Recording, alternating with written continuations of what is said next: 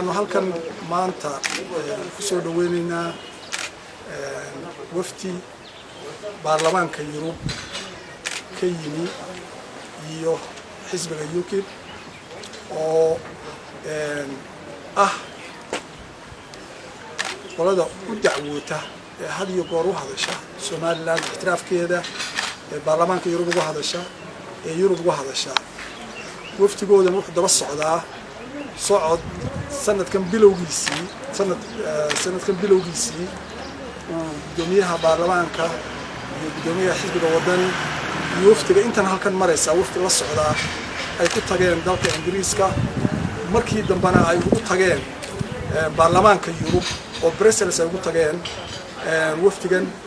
oo uu hogaaminayo MEP member of European Parliament James Carver oo isla markii ka tirsan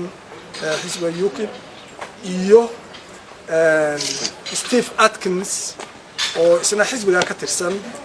isla markii labadooduba saaxiibo Somaliland yihiin marka waxay inoogu yimaadeen inay Somaliland baarlamaanka Somaliland baana casuumay oo ay u yimaadeen gudoomiye Ciro iyo parliamentarians halkan fadhiya taagan marka waxaan sidaas aynu ku soo dhaweynaynaa inay nala arkaan Somaliland oo inala raadiyaan hadhow ixtiraafkeeda imikana 3 maalmood bay nala joogayaan ay si fiican u arkayaan si ay James Carver iyo UKIP representative oo Steve Atkinson waxaan laba shakhsi oo aad iyo aad Somaliland u qaaliya waxay kaga doodaan Somaliland inay aqoonsigeedii ay hesho European Parliament ka way kaga doodaan xitaa maxaa hay'adeen Steve oo kale wuxuu ka shaqeeyaa House of Lords ka Ingiriiska oo u dhiganta aqalka guurtida ee Ingiriiska ninka la yiraahdo Lord McLennan oo nin isaguna aad iyo aad maxaa hay'ad ugu halgama Somaliland oo ixtiraafsan marka labadan shakhsi waa laba shakhsi oo Somaliland ku weyn anakana nagu weyn waxaanay u yimaadeen inay xaqiiqo raadis iyo koox ay eegaan Somaliland sida loogu dhaqmo dadweynaheeda iyo shacabkeeduna inay ka dhab tahay inay aqoonsigooda iyo guunistaagooda inay ka dhab tahay sababtoo waxay doonayaan inay imaka ay noqdaan dadka u dooda Somaliland meel kasta oo ay gelin doonto insha Allah bidmilaahi kariim ay nala shaqeeyaan baarlamaanka Somaliland nala shaqeeyaan sidii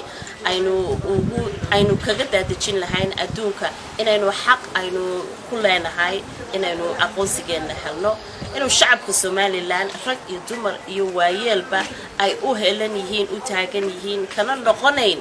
inay maxaa hayd meel kale ay maraan laakiin ay qaataan ixtiraafkooda ay xaqa ay ku leeyihiin Ilaahay subhanahu wa ta'ala markii hore bayna siiyay marka waan soo dhaweynaynaa insha Allah bidmilaahi kariim markan iyo marar kale oo fara badan oo ay nagu soo noqonahay Somaliland diriska halkan jooga aniga iyo gaar ahaan xildhibaankan saaxiibkay Ibrahim waxaan soo dhaweynaynaa xildhibaankan ka socda European Parliament Jim Carver ama James Carver waxa kale oo nala socda madaxdii xisbiga wadani habayii arrimaha dibadda iyo la taliyay madaxweynaha mutaqaana arrimaha dibadda marka looma kala harin laakiin wafdigu waxay marti u yihiin baarlamaanka Somaliland sidaas daraadeed waa in parliamentarians meeshii ay joogaan sidoo sheega xogayuu wuxuu daba socdaa socodkani safarkii aanu ku tagnay inta yadani Ingiriiska kadibna markii dambe aanu ku tagnay Brussels gudoomiyuhu hogaaminayay Cabdiraxmaan Maxamed Cabdilaahi marka waxa kale oo midigteeda taagan inaanu muddo dheer saaxiib ahayn oo yiraahdo Steve Atkinson oo reer Manchester oo Somaliland ku soo noqnoqda oo aad wax badan daneeyo Somaliland waa nin wax badan noo fududeeya Somaliland u fududeeya hadday noqon lahayd House of Commons House of Lords European Parliament in Brussels wax badan buu noo fududeeya waana nin qadiyada Somaliland ka dhaacsan tahay wax badan oo ku arkaysan isagoo Somaliland jooga oo waddanka yimaada oo Somaliland in la aqoonsado isaga iyo James ba waxay u doodaan Somaliland qadiyada Somaliland si loo ictiraafi lahaa marka arrinkan xisbiga wadani oo kaliya kuma koobna Somaliland dhan cidda danaysa in la ictiraafo Somaliland ayay la kulmayaan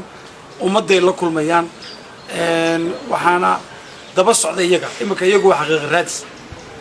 sida loo soo dhaweeyay sida ay dadka u arkaan iyo markay arkaan waxa jira aanu filaynaa wafdi ballaaran oo xildhibaanada oo isugu jira xildhibaanada golaha wakiilada ama House of Commons, House of Lords iyo European Parliament ma baarlamaanka reer Yurub intaasoo wada socda inay yimaadaan kadib marka ay report-ka u geeyaan marka aan ummadda Soomaaliland ka codsanaynaa haddii reer Hargeysa haddii reer Berberiin intay gaari karaanba inay wafdigan aanay yareysan oo wafdi culus ay nala soo dhaweeyaan السلام عليكم ورحمة الله وبركاته. سودويننا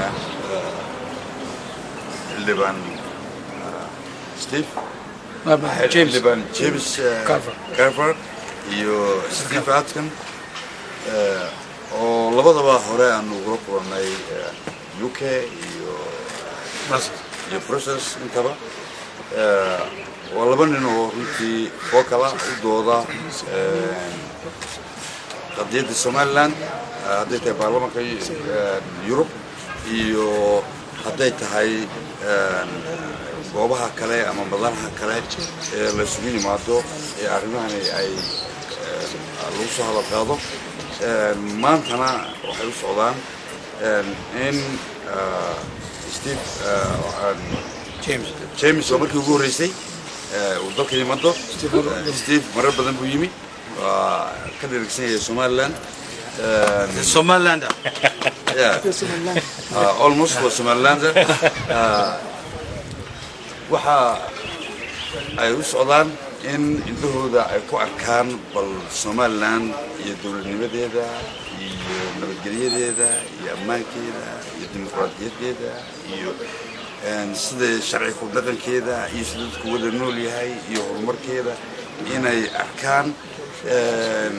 maxaan ku radaa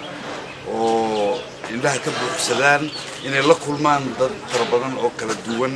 oo baarlamaanku ka mid yahay oo ummaddeenu ka mid tahay oo xisbiyadu ka mid yihiin oo civil society ka mid yahay oo dadweynaha kale uu ka mid yahay intii ay ka gaari karaanba si ay iyagoo xog iyo macluumaad buuxa u haysta ay ula noqdaan dabadeedna warbixin ay uga diyaariyaan ay ku hawlgalaan ama ay ku shaqo tagaan ama ay ku gudbiyaan hadday European Parliament tahay iyo hadday xisbigooda tahay iyo hadday publica Ingiriiska ama European kaba tahay intaba waynu soo dhaweynaynaa aad baan ugu faraxsanahay inaan wax soo dhaweyno waynu ku soo dhaweeyeen UK annaguna halkan aan ku soo dhaweynaynaa waxaan leenahay Jimmy iyo Steve so dhawaada ku soo dhawaada Somaliland welcome Somaliland place I've wanted to visit for quite some time and the warm welcome that's been given to myself and Stephen this morning is an indication of you know how I feel about this beautiful country. And some of you will know I've been a long time advocate of re-recognition for Somaliland as an international country, and I look forward very much to my visit and listening to people from all aspects of society, from all areas, and really being in a position where I can take back and engage and take back the message of hope of Somaliland. And I look forward to meeting many Somalilanders during my visit.